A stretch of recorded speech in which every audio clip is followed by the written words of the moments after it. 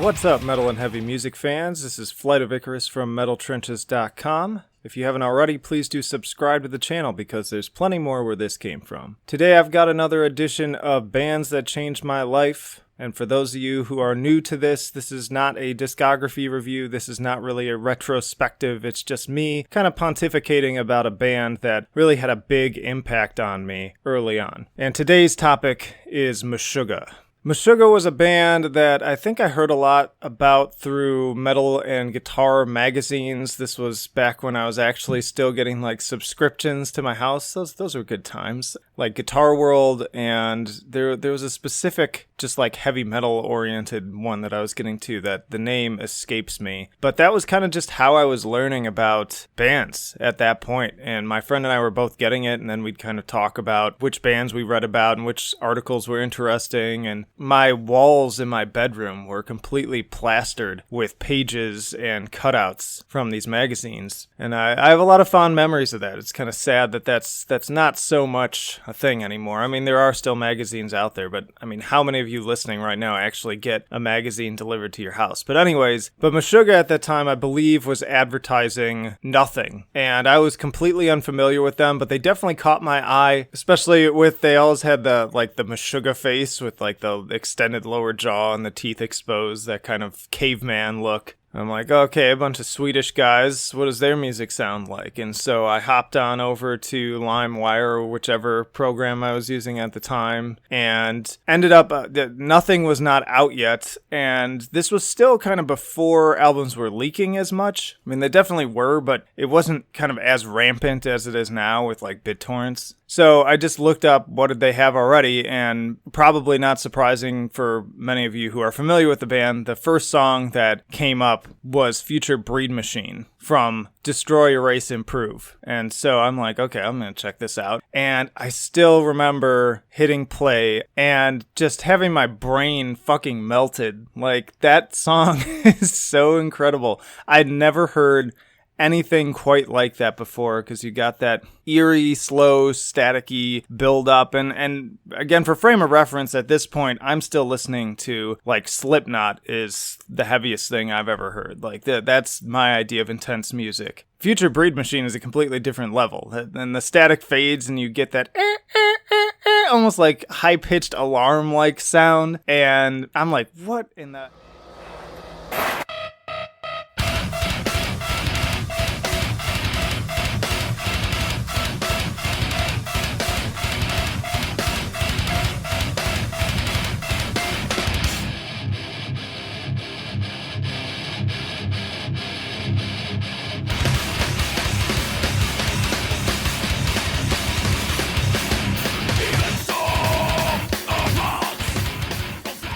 Of course, that was my initial exposure to djent, which I did not have a word for at that time. In fact, I didn't learn of that word until probably like a decade later. But man, like that was, talk about formative experiences. Like just me and a couple of my friends in the car, all just sitting there in just stunned silence, listening to the craziest thing we'd ever heard. And then there's that jazz interlude that comes out of nowhere. And I was like, man, what is this? And the vocals, just that weird syncopated, ferocious, I don't even know how to describe it. Like that is something that is cemented into my brain forever. It's one of those like key formative metal moments for me that I look back so fondly on. And it gets me choked up a little bit, honestly, because you don't really get moments like that as much in your adulthood. That's just something that's so key to like adolescence. But yeah, I was definitely inspired by them, and you know, my initial reaction too was like, I have no idea how to learn how to play this, so I didn't even try. Like there are some other bands around that time that I was trying to pick up on guitar, and I didn't even go there with that. And I was also, I think I was still playing some drums back then too, and I was shit, so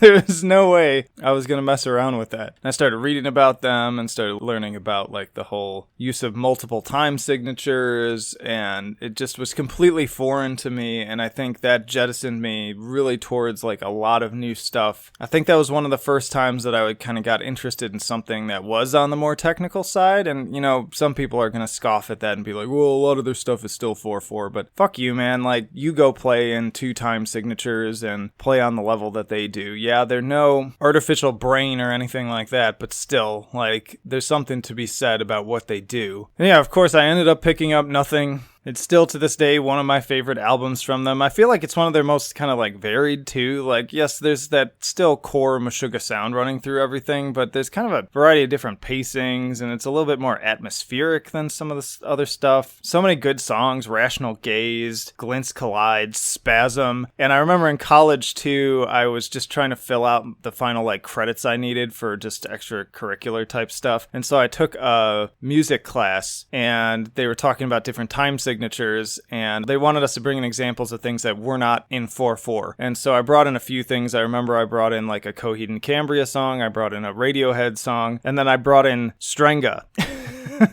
And I puzzled the teacher. It was great. Like, he figured it out by the end, and he figured out that it was in 2 different time signatures, but it took him a while towards the end of class to figure out what was going on with that one.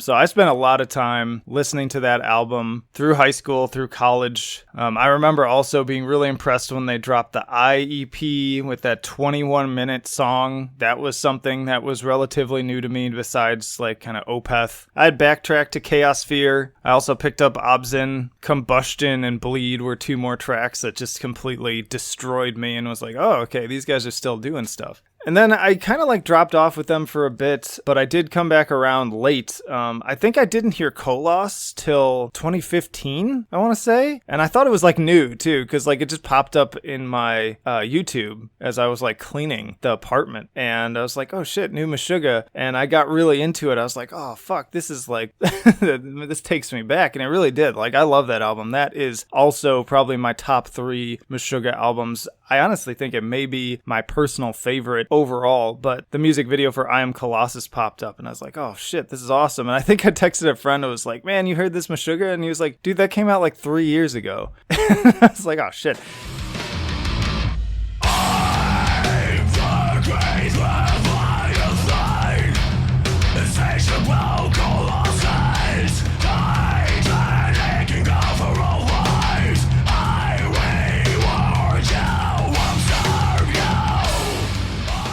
And I think that ended up, now that I think about it too, because 2015 was around the time that I started up the website. So I think that was another influence where I was like, man, I'm falling behind here. Like, I'm starting to feel like that old guy who doesn't know what's going on with music anymore. And even bands that like I followed a long time ago. And so, yeah, maybe that had something to do with that too. And I loved that. I really did enjoy The Violent Sleep of Reason. I know there were kind of mixed thoughts on that, but I think that's another great album from them. They've yet to really make an album I thought was terrible. I'm still to this day not a big fan of Catch 33, but it's still impressive for what it is. It's something different, but I'm already kind of rambling on along here. Yeah, that was my like formative experience with Meshuggah. Just another band that broadened my horizons and made me think differently about music, helped me sort of step towards more extreme stuff. And, you know, I got far more into way more extreme stuff than Meshuggah from there. But I always look at this as kind of this stepping stone process. And that's why I get mad at elitists who are like shitting on people who like things like Five Finger Death Punch and whatever. And I'm like, dude, that could be like their first step towards finding a whole range of new bands. Don't judge people, just let them enjoy it. The best thing you can do in that situation is, oh, you like that? Awesome. Can I show you something else? And just start, you know, be additive, not subtractive. But yeah, I won't get preachy. I think I'm going to shut it down right there. Thank you for listening. As always, if you haven't already, again, please do subscribe to the channel, give us a like, share the video, really helps us out. Follow us on social media. And better yet, if you don't want to miss anything, I send out an email every Friday, so you can sign up for our email list to get that. All of that down in the description. But this is Flight of Icarus signing off.